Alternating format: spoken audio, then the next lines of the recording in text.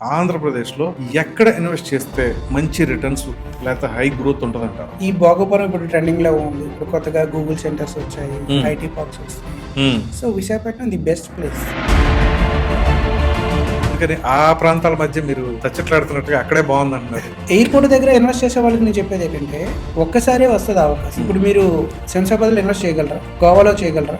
చేయలేరు. ఎందుకంటే ఆల్రెడీ అక్కడ డెవలప్ అయిపోయింది. ఇప్పుడు గజం 20,000 ఉంది, 25,000 ఉందంటే నో ప్రాబ్లం, ఏం పర్లేదు. రేపు 10 లక్షలు దాటేస్తుంది. ఇన్వెస్టర్స్ కి అనేక రకాలైన మార్గాలు ఉంటాయి. వాళ్ళకి షేర్ మార్కెట్లో చేయొచ్చు, బోర్డులో చేయొచ్చు. ఇవన్నీ కాదని రియల్ ఎస్టేట్ లో ఎందుకు పెట్టాలి? వాళ్ళకి మీరు ఇచ్చే సలహాలు ఏంటి? నేను ఇన్వెస్టర్ కి చెప్పేది ఏంటంటే ఇది జస్ట్ ఇన్వెస్ట్మెంట్ కాదండి, ఫ్యూచర్ గ్రోత్ ని క్యాప్చర్ చేసే విధానం. ధరణి సిరి డెవలపర్స్ ని ఎందుకు పేమెంట్స్ విషయంలో కానీ, వెంచర్ డెవలప్మెంట్ విషయంలో కానీ మనం ఎక్కడ కాంప్రమైజ్ అవ్వాలి. ఎట్లాంటి ఇన్వెస్టర్స్ కి అయితే అది అనుకూలంగా ఉంటుంది? పర్టికులర్గా ఇప్పుడైతే ఈ ఎమర్జింగ్ మార్కెట్లో ఇమ్మీడియట్గా ఇన్వెస్ట్ ఎవరు చేసుకుంటూ బాగుంటుందంటే. నమస్తే. ప్రస్తుతం మనతో ఓ ప్రముఖ రియల్ ఎస్టేట్ కంపెనీ సిఎండి ఉన్నారు. వారితో మాట్లాడి వారి యొక్క వ్యాపారాలు అంటే ఈ ఇన్వెస్ట్మెంట్స్ కావచ్చు, అసలు వాళ్ళ యొక్క ఆలోచన విధానం ఎలా ఉంది, వాళ్ళ యొక్క కంపెనీ మరి విధి విధానాలు ఏంటి అనేది తెలుసుకుందాం. ధరణి సిరి డెవలపర్స్ సిఎండి అనేటువంటి వెంకటరమణ గారు ఉన్నారు.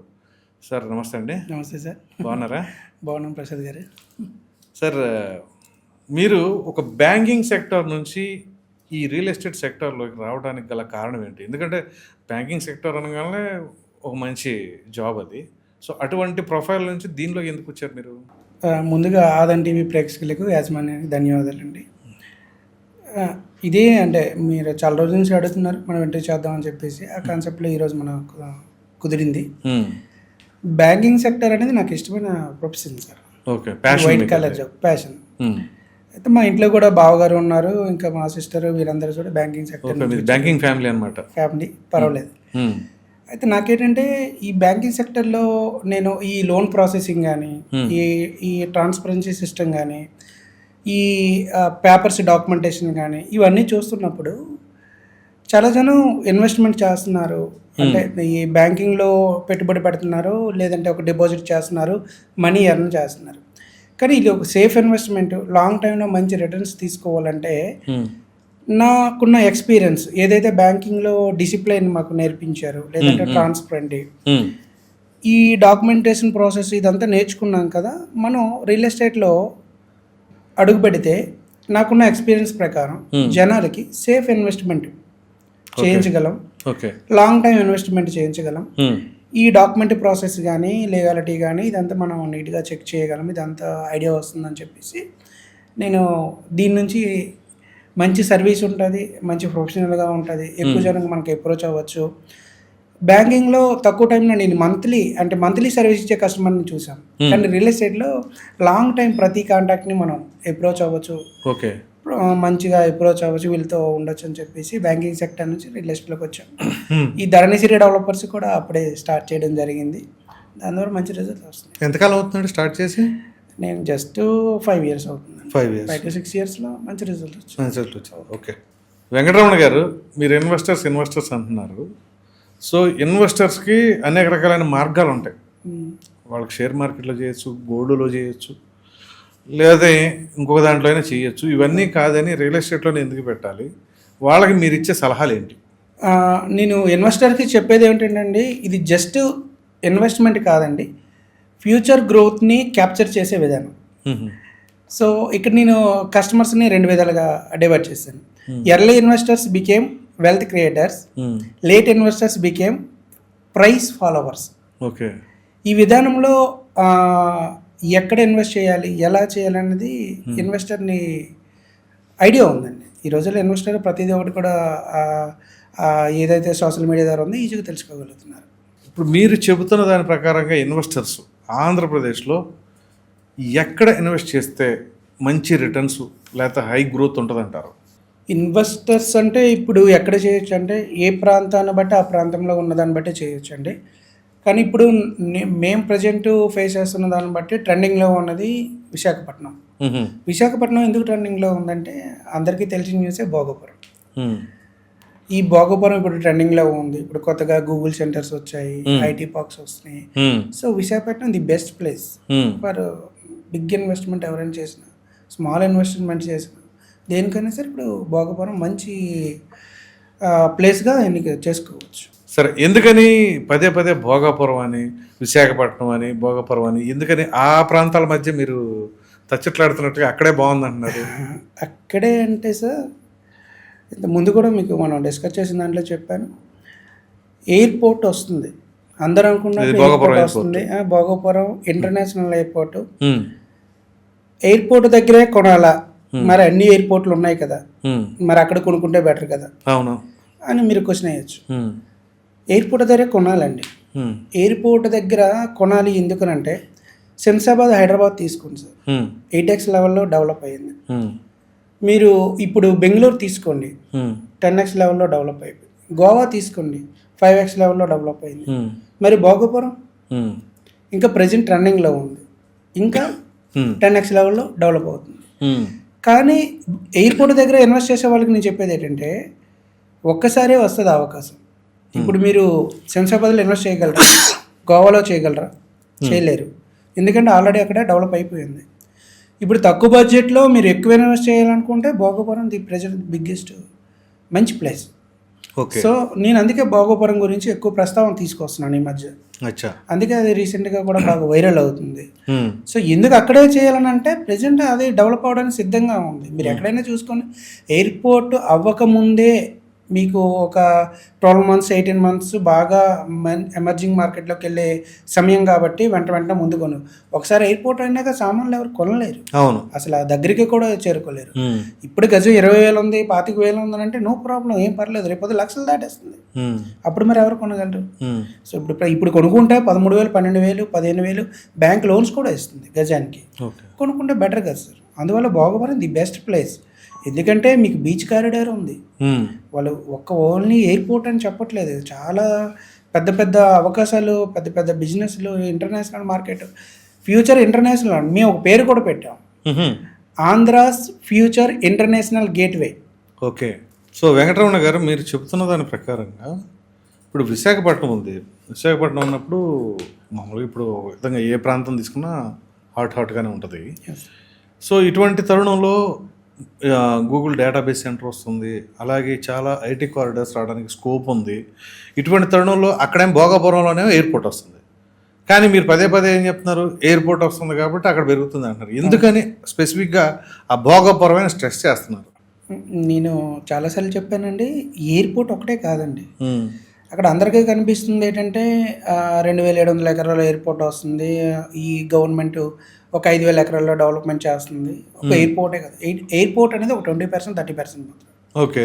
అక్కడ జిఎంఆర్ ఈ గ్రూప్ ఏదైతే ఇంటర్నేషనల్ ఎయిర్పోర్ట్ కడుతున్నారో, అక్కడ జిఎంఆర్ సంబంధించి ప్రతి కంపెనీ కూడా అక్కడ ఇన్స్టాల్ చేస్తున్నారు. ఓకే. ఇది కాకుండా కార్గో ఎయిర్పోర్ట్ ఉంది, కార్గో ఎయిర్పోర్ట్ విషయంలో అడ్మినిస్ట్రేటివ్ ఆఫీస్ కూడా అక్కడ వస్తుంది. ఓకే. ఇంటర్నేషనల్ ఎయిర్ యూనివర్సిటీ కూడా వస్తుంది. అదే కాకుండా మెయిన్ స్పాట్ ఎక్కడా లేనిది ఏంటంటే మన ఎయిర్పోర్ట్కి టూరిజం ప్రకారంగా మంచి డెవలప్ చేస్తున్నారు. సో ఐటీ పార్క్స్ అక్కడ ఎక్కువ ఇస్తున్నారు. 500 ఎకరాల్లో మనం అనౌన్స్ చేశారు, ఐటీ పార్క్స్ వస్తున్నాయి. అది కాకుండా 7-star హోటల్స్ ఎక్కువ ఇచ్చారు. ఒబ్రే వర్క్ అవుతుంది, మేఫైర్ వర్క్ అవుతుంది. సో వీటి ద్వారా కూడా అన్ని విధాలుగా చూసుకుంటే అది ఉపాధి అవకాశాలు కలిగే ప్రదేశం. రీసెంట్గా మీకు గూగుల్ డేటా సెంటర్ ఇది ఒక అనౌన్స్మెంట్ చేశారు, అది కూడా 10 to 15 km దగ్గరలో ఉంది. సో ఇది ఎంత చూసుకుంటే సరే, ఇది వైజాగ్ ఆల్రెడీ డెవలప్ అయిపోయిన వైజాగ్కి ఇంకా ఇంటర్నేషనల్ సిటీ లెవెల్లో డెవలప్ అయిపోవడానికి ఇది చాలా తక్కువ రోజుల్లో. ఇప్పుడు మీరు హైదరాబాద్ తీసుకోండి, బెంగళూరు తీసుకోండి, ఇవన్నీ డెవలప్ అవడానికి చాలా టైం పట్టింది. కానీ ఇప్పుడు మాత్రం 5 yearsలోనే అక్కడ చాలా ఫాస్ట్గా డెవలప్ అయిపోతుంది. ఇప్పుడు మీరు చూడండి, దగ్గర వైజాగ్కి హైదరాబాద్కి జనాభా విషయంలో కొన్ని లక్షల్లో తేడా ఉంది మాత్రం. కానీ ఇది 3 to 5 yearsలో హైదరాబాద్ని కూడా దాటివచ్చు. అవునా? అంత అవకాశం ఉంది. సో ఎందుకంటే ఇక్కడ ఉపాధి అవకాశాలు. మీరు రీసెంట్గా నాకు ఫ్రెండ్ అడిగారు, వైజాగ్లోనే కంపెనీలు ఎందుకు ఎక్కువ ఇన్వెస్ట్ చేస్తున్నాయి, వైజాగ్ ఎందుకు రావాలి, మీరు భోగపురం ఐటీ పార్క్స్ అని చెప్తున్నారు కదండి. నేను ఒక యుఎస్ క్లయింట్ మన వెంచరు రీసెంట్గా చేశారు. అక్కడ మన వైజాగ్ గురించి టాక్ ఏంటంటే, ఏ జిల్లాలో లేనటువంటిది ఉత్తరాంధ్రలో ఈ 3 జిల్లాల్లో ఎక్కువగా ఏదైతే ఈ ఇంజనీరింగ్ సంబంధించిన మ్యాన్ పవర్ ఉందో ఇక్కడే బాగా దొరుకుతుందండి. Skilled man power. So companies ఎక్కువగా తరోలీ రావడానికి కూడా కారణం అదే. ఆంధ్రాలో కాదు, మన తెలుగు రాష్ట్రాల్లో కాదు, ఇండియాలో, సౌత్ ఇండియాలో కానీ చూసుకుంటే స్కిల్డ్ ఇంజనీరింగ్ పర్సన్స్ పీపుల్ ఇక్కడ బాగా దొరుకుతున్నారు. సో ప్రతి కంపెనీ తక్కువ బడ్జెట్లో తక్కువ ఇన్వెస్ట్మెంట్ చేస్తూ ఎక్కువ వాళ్ళు రిటర్న్స్ తీసుకుంటున్నారు. సో అందుకే గవర్నమెంట్ కూడా వాళ్ళకి ఎక్కువ అవకాశాలు ఇస్తుంది. మీరు రండి, మా దగ్గర మ్యాన్ పవర్ ఉంది, మీరు మీకు సంబంధించిన వ్యాపారాలను కొనసాగించని చెప్పారు. సో దానివల్ల మీరు చెప్తున్న దాని ప్రకారంగా ఈ రియల్ ఎస్టేట్కి సంబంధించిన దాంట్లో ఈ కంపెనీని ఎందుకు నమ్మాలి? ధరణి సిరి డెవలపర్స్ని ఎందుకు నమ్మాలి? ధరణి సిరి డెవలపర్స్ని ఎందుకు నమ్మాలంటే మాకు బ్యాంకింగ్ సెక్టార్లో కొన్ని నేర్చుకున్నామండి. Legality, transparency. లీగాలిటీ అంటే మీకు తెలిసిందే, డాక్యుమెంటేషన్ విషయంలో కానీ, పేపర్స్ చెక్ చేయడం విషయంలో కానీ, ఆడిట్ విషయంలో కానీ మాకు అది నరనరాల్లో బ్యాంకింగ్ సిస్టంలో నేర్పించారు. మరి ట్రాన్స్పరెన్సీ అంటే ఏంటంటే ఒక కస్టమర్కి మనం టైంకి ఒక పేమెంట్స్ విషయంలో కానీ, పేమెంట్ తీసుకోవడం విషయంలో కానీ, లేదంటే వాళ్ళకి టైంకి స్లాట్ అంటే ఈ ప్లాట్స్ని ఏ టైంకి మనం హ్యాండ్ ఓవర్ చేయాలి విషయంలో కానీ, వెంచర్ డెవలప్మెంట్ విషయంలో కానీ మనం ఎక్కడ కాంప్రమైజ్ అవ్వట్లేదు. రిపీటెడ్ కస్టమర్స్ రావడం వల్ల కూడా మనం ఏదైతే సర్వీస్ ఇస్తున్నామో దాని ద్వారా మాకు కూడా తెలుస్తుంది. సో మనం ఏ విషయంలో డౌన్లో ఉన్నాం, ఏ విషయంలో పర్ఫెక్ట్గా వెళ్తున్నాం. సో అందుకోసమేనండి, మీరు చాలా కంపెనీలు ఉన్నాయి, చాలా మంచి కంపెనీలు ఉన్నాయి, అవన్నీ ఉన్నాయి. ఈ విషయంలో మేము డివేట్ అవ్వట్లేదు. వితౌట్ సైట్ విజిట్ ఎన్ఆర్ఐ కస్టమర్లు అయితే నేను ఒక చిన్న వీడియో చేశాను, దాని ద్వారా అయితే యూఎస్ క్లయింట్స్ సైట్ విజిట్ చేయలేదు, అంత ఆన్లైన్లో డాక్యుమెంట్స్ వెరిఫికేషన్ చేసుకుంటారు. గూగుల్లో ఎక్కడ ఉంది మేము చూపిస్తున్నాం, తర్వాత విఎంఐడి ప్లాన్స్ ఇవన్నీ చూపిస్తున్నాం. దాని ద్వారా చాలా క్లోజింగ్స్ అయ్యి రిజిస్ట్రేషన్స్ కూడా అయిపోయాయి. ఓకే. సో ఇది చాలండి. మన కంపెనీని ఎందుకు చూస్ చేసుకోవాలంటే అన్ని కంపెనీలు బెస్ట్ కంపెనీలో మనం ది బెస్ట్లో ఉన్నాం.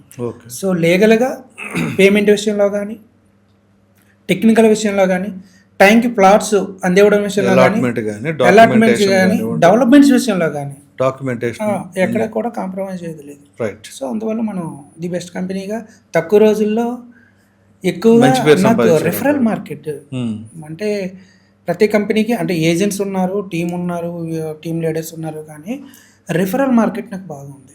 నాకు తక్కువ టైంలో రిఫరల్ కాల్స్ అనేది 100% సక్సెస్ రేట్ ఎక్కువ. ఆ రిఫరల్ కాల్సే నన్ను ఇంతవరకు తీసుకోవచ్చు. రైట్. ఇప్పుడు మీరు ఈ వైజాగ్ కానీ, ఈ భోగాపురం కానీ ఇక్కడ ఇన్వెస్ట్ చేస్తే బాగుంటుంది అంటున్నారు కదా, ఎట్లాంటి ఇన్వెస్టర్స్కి అయితే అది అనుకూలంగా ఉంటుందంటారు? అంటే ఇప్పుడు వైజాగ్లో ఎవరైనా ఇన్వెస్ట్ చేయడానికి మంచి ప్లేస్ అండి, ది బెస్ట్ ప్లేస్. కానీ పర్టికులర్గా మేము చెప్పే భోగపురం కానీ, ఇప్పుడు ఆనందపురం కానీ, లేదంటే తగరపల్స్ కానీ, విజయనగరం కానీ, శ్రీకాకుళం, ఇది 3 జిల్లాల తాలూకా ఒక మంచి అనుసంధానమైన ఏరియా. ఇలాంటి ఏరియా ఎక్కడా లేదు. మనం సికింద్రాబాద్, హైదరాబాద్ ట్విన్ సిటీస్ అని విన్నాం. ఇది ట్రై సిటీస్ అనమాట. ఇది ఒక ట్రై సిటీ, ఫ్యూచర్లో ఇంటర్నేషనల్లో మంచి పేరు వస్తుంది. ఈ పర్టికులర్గా ఇప్పుడైతే ఈ ఎమర్జింగ్ మార్కెట్లో ఇమీడియట్గా ఇన్వెస్ట్ ఎవరు చేసుకుంటూ బాగుంటుంది అంటే ఐటీ సెక్టర్ పీపుల్. ఐటీకి సంబంధించిన పీపుల్ ఎవరైతే ఉన్నారో వాళ్ళ లైఫ్ టైం కూడా వాళ్ళకి అవసరమైన ప్లేస్ ఇది. ప్లస్ ఇది కాకుండా F1 వీసా, నేను రీసెంట్గా ఫ్రెండ్స్తో మాట్లాడి చూసి విన్నాను, ఇప్పుడున్న పరిస్థితులు బట్టి F1 వీసా క్యాన్సిల్ అయ్యి ఇండియాకి తిరిగి వస్తున్న ముఖ్యంగా తెలుగు పీపుల్ ఎవరైతే ఉన్నారో వాళ్ళు ఎక్కువ ఇన్వెస్ట్ చేస్తున్నారు. మాకు వచ్చిన కాల్స్లో 99.5% అవే వస్తున్నాయి. ఎందుకు సార్ వీళ్ళు అనుకుంటే రేపు ఫ్యూచర్ అంతా కూడా ఇక్కడ ఐటీ సెక్టర్స్ ఎక్కువ వస్తున్నాయి కాబట్టి దానికి సంబంధించిన పీపుల్ చేసుకుంటున్నారు. ఇంకా ఇది కాకుండా ఇంకెవరు చేసుకోవచ్చు, ఎవరైతే ఓవర్సీస్ ఎడ్యుకేషన్ పేరెంట్స్ అంటే తన పిల్లలకి ఓవర్సీస్లో ఎవరైతే అబ్రాడ్ ఎడ్యుకేషన్ చదివిద్దాం అనుకుంటున్నారో ఆ పీపుల్ ఇక్కడ ఇన్వెస్ట్ చేయడం ద్వారా ఫ్యూచర్లో చాలా బెనిఫిట్స్ పొందుతారు. ఎందుకంటే తక్కువ టైంలో వెంటనే సేల్ చేసి డబుల్ త్రిబుల్ మార్కెట్లో చేసి పిల్లలు చదివించడానికి, లేదనుకుంటే వాళ్ళు చదువుకున్నా కూడా ఇక్కడ జాబ్ చేయాలనుకున్న ఓన్ హౌస్ ఉన్నారు ఈ ఏరియాలో. ఇప్పుడు కొనలేకపోతే మరి ఎప్పుడెవరు కొనలేరు. సో అందుకే నేను ఇంత బలంగా నేను ఈరోజు ఈ వీడియోలు ఇవన్నీ చేయడానికి కారణం ఏంటంటే ఎంతమందికి అయితే అంత వేరంగా ఫాస్ట్గా ఇది రీచ్ అవ్వాలి. ఇంకా చాలా జనానికి తెలియదు. ఎయిర్పోర్ట్ ఒకటే ఎయిర్పోర్ట్ కాదు, రండి మేము చూపిస్తాం. మినిమం 1 hour 2 hours మేము విజిట్ చేస్తున్నాం. వెంచర్ కోసం కాదు, వెంచర్ ఎప్పుడైనా ఎక్కడైనా ఉంటుంది. విఎంఐడి లేదా హెచ్డిఎంఏ ఏ వెంచర్స్ అయినా అప్రూవల్స్తో అలాగే ఉంటాయి, దాని గురించి ఏం ప్రాబ్లం లేదు. కానీ ముందు అసలు ఎందుకు మనం తీసుకోవాలి? అక్కడ ఇంటర్నేషనల్ మార్కెట్ అని అన్ని వీడియోలో సీఎం చెప్తున్నారు, గవర్నమెంట్ చెప్తుంది. ప్రతి ఒక్కరు ఎందుకు చెప్తున్నారు అని అంటే అక్కడ ఏం జరుగుతుందో చూడండి. ఇంకా చాలా జనానికి తెలియదు. వాళ్ళందరికీ మేము క్లియర్గా చూపిస్తాం. తర్వాత మనకు నచ్చిన ప్లేస్లో ఇన్వెస్ట్ చేసుకోండి. మేము ఎందుకు సార్ మీరు అంతగా ప్రాధాన్యపడాలంటే ఈరోజు చేసిన ప్రతి ఇన్వెస్టర్ రేపు మాకు లాంగ్ టైంలో మాకు సహాయపడి మాకు వాళ్ళకైనా అవ్వచ్చు, వాళ్ళు మాకైనా అవ్వచ్చు, లేదా రేపు పొద్దున్న కన్స్ట్రక్షన్స్ రావచ్చు, మేము చేస్తాం. హోటల్స్ మీరు కన్స్ట్రక్ట్ చేయొచ్చు, లేదా ఇంకా ఏదైనా సరే మీరు కట్టుకోవడానికి కానీ దేనికైనా సరే మేము సహాయపడతాం, మేము సపోర్ట్ చేస్తాం. సో ఎంత వేరంగా అయితే అంత వేరంగా రండి. దేని గురించి భయపడద్దు. లోన్స్ అవుతున్నాయి, సామాన్యులు కూడా కొనుక్కోవచ్చు. ఇక్కడ చాలా తక్కువ సామాన్యులు కూడా కొనవచ్చు. సో అందరికి కూడా ఇది మంచి అవకాశం. ఇది ఒకసారే వస్తుంది, ఇలాంటి అవకాశం మరి రాదు. ఎయిర్పోర్ట్ డెవలప్ అయిపోయిన తర్వాత అసలు మరి రాదండి, ఇది ఒక్కసారే. సో దాని గురించి నేను ఇలాంటి ఇన్వెస్టర్స్ అయితే ఇది best place. Okay. Real estate అనగానే కొన్ని కాదు చాలా ఛాలెంజెస్ ఫేస్ చేయాల్సి వస్తుంది. పైగా మీరు మొదటి నుంచి ఈ ఫీల్డ్లో ఉన్నవాళ్ళు కాదు, బ్యాంకింగ్ సెక్టర్ నుంచి వచ్చిన వాళ్ళు. సో మామూలుగా రియల్ ఎస్టేట్ అనగానే కొంచెం అన్ని డక్కమొక్క తిన్నవాళ్ళు ఉంటారు. సో వాటన్నిటిని తట్టుకొని మీరు ఎలా నిలదొక్కుకోగలుగుతున్నారు? ఏమైనా ఛాలెంజెస్ వస్తే వాటిని ఎలా ఓవర్కమ్ చేస్తున్నారు? అంటే మెనీ టైమ్స్ నేను డిస్కస్ చేశానండి. అన్ని వ్యాపారాల్లో కూడా ఛాలెంజెస్ ఉన్నాయి, అన్ని ఫీల్డ్లో కూడా ఉన్నాయి, అన్ని బిజినెస్లో ఉన్నాయి. ఛాలెంజెస్ నాకు కూడా వచ్చాయి, అటుపోట్లు వచ్చాయి, ఫైనాన్షియల్ స్ట్రగుల్స్ వచ్చాయి. మనతో ఉండేవాళ్ళు మనల్ని ఎలా ఎదగడం ఏంటని అవి చూశాను. మంచి విషయాలే. అంటే మనం ఇంకెంత ఫాస్ట్గా వెళ్ళాలి, ఇంకెంత బాగా ముందుకు వెళ్ళాలంటే మనకు వెనక లాగేవారు ఉంటే కదా మన బలం ఏంటి తెలుస్తుంది. అంటే మన స్పీడ్ తెలియాలంటే బ్రేక్లు ఉండాలి. బ్రేక్ ఉందనే ధైర్యంతోనే కదా మన స్పీడ్ కలగలదు. యాక్చువల్ బ్రేక్ అనేది ప్లస్సే. బ్రేక్ ఉందంటే మనం స్పీడ్ కలగలదు. అలా నేను స్పీడ్గా వెళ్ళడానికి కారణం బ్రేక్స్. వాళ్ళందరికీ చాలాసార్లు థ్యాంక్స్ చెప్తున్నాను. ఈ మీడియా పరంగా కూడా చెప్తున్నాను, చాలా థ్యాంక్స్. మీరు వేసే బ్రేకుల వల్ల నాకు స్పీడ్కి వెళ్తే బ్రేక్ ఉంది అనే ధైర్యంతో నేను స్పీడ్గా వెళ్ళగలుగుతున్నాను. సో ఈ విషయంలో ఆటుపోట్ల విషయం అన్నీ చేశానండి. కానీ నాకు బ్యాంకింగ్ సెక్టర్ నుంచి ఇక్కడికి వచ్చేటప్పుడే డిసైడ్ అయ్యానండి. నేను ఇచ్చే ఈ సర్వీస్లో కానీ నేను అనుకుంటున్న ఏదైతే ఒక లాంగ్ విజన్తో ఉన్నానో దానికి వెళ్ళడానికి నాకు కొన్ని ఫార్ములాస్ నేను రాసుకున్నాను. అంటే నేను వెళ్ళేటప్పుడు స్ట్రాటజీ ఉంది నా దగ్గర. సో ఆ స్ట్రాటజీ విషయంలో నాకు చాలా క్లియర్గా ఉంది. క్లియర్గా నాకు నేనేం చేయాలన్నది ఉంది. ఏదైతే ప్రాబ్లం వస్తుంది అనేది కూడా దానికి ఎలా ఫేస్ చేయాలో మానసికంగా సిద్ధం అవ్వాలని కూడా అది రాసుకున్నాను. దానికి తోడు నాకు బుక్స్ చదివే అలవాటు ఉంది. బుక్స్ చూస్తాను, లేదనుకుంటే నా మంచి టీం ఉంది, ఫ్యామిలీ ఉంది. వీళ్ళన్నిటి నుంచి కూడా ప్రతిసారి నేను వెనక్కి వెళ్ళేసరిలా లేదు, నీకు మనకేం ప్రాబ్లం లేదు. సో ఎవరు ఏదో అన్నారని ఏం చేస్తున్నారని నువ్వు ఇక్కడ రాలేదు, నిన్నెవరు పలకరించలేదా, నిన్నెవరు పట్టించుకోలేదు, దానికోసం రాలేదు. నువ్వు కొంతమందికి రోల్ మోడల్ అవ్వడానికి వచ్చాం, కొంతమందికి ఉపాధి అవకాశాలు ఇవ్వడానికి వచ్చాం. సో మనం ఎలా అయిపోతే నెక్స్ట్ జనరేషన్ ఏమవుతుందని చెప్పేసి ఆ విషయంలో నేను ఎప్పటికప్పుడే అది విజన్ క్లియర్గా తలుచుకుంటూ ఉంటాను. సో దానివల్ల ఈరోజు ఇక్కడికి వచ్చి మాట్లాడగలుగుతున్నాను. నాతో పాటు బ్యాంకింగ్ సెక్టర్లో కానీ అనేక వ్యాపారాల్లో కానీ చాలామంది ఉన్నారు. సో వాళ్ళు ఎవరు ముందుకు వచ్చి మాట్లాడలేరు కదా. సో నేను తీసుకునే నిర్ణయాల్లో నేను సర్వీస్ ఇవ్వాలనుకుంటున్నది, ఫ్యూచర్లో కొన్ని చేయాలనుకుంటున్నది ఏవైనా సోషల్ పరంగా కానీ నేను చేయాలనుకున్న సేవల్లో నాకు భగవంతుడి ఆశీస్సులు ఉన్నాయి. పంచభూతాల సాక్షిగా నాకు అంత మంచి జరుగుతుంది. నేను ప్రకృతికి ఏదైతే చేయాలనుకుంటున్నానో, నేను నమ్ముకున్న ప్రకృతి బిజినెస్, ఈ భూమి అనేది ప్రకృతి పంచభూతాల్లో ఒకటి. సో ఆ పరంగా నాకు సహజంగా నాకు సపోర్ట్ వస్తుంది. సో ఎప్పటికప్పుడు నేను నేను సెల్ఫ్ ఆడిట్ చేసుకుంటున్నాను. సో దీని ద్వారా మంచిగానే వెళ్తుంది, రెఫరల్స్ మార్కెట్ పెరుగుతుంది. సో నాకు ఎటువంటి ప్రాబ్లం లేదు. ధరణిసిరి డెవలపర్స్ అనేది నా కంపెనీ కాదు, అందరి కంపెనీ. అందరి కోసం నేను ఈ బ్యాంకింగ్ సెక్టర్ సేఫ్ జర్నీ నుంచి ఇందులోకి వచ్చి ఒడిదుడుగులు పడినప్పుడు కూడా వెళ్తున్నాం. నాకు ప్యాషన్గా ఉంది, ఎంజాయ్మెంట్ ఉంది జాబ్లో. Right sir, all the best అండి. Thank you sir. Thank you Prasad గారు.